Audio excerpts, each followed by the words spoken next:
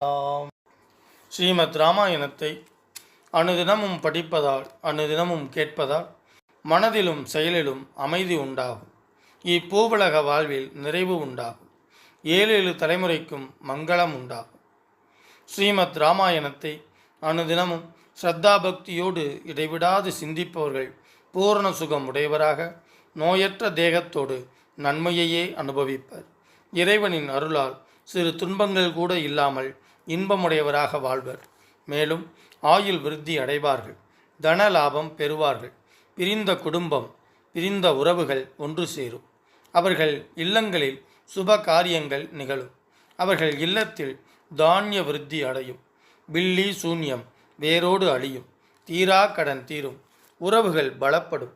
புதிய புதிய முயற்சிகளில் வெற்றி பெறுவர். எடுத்த காரியங்களெல்லாம் ஜெயம் உண்டாகும். யம பயம் நீங்கும். பேய் பிசாசு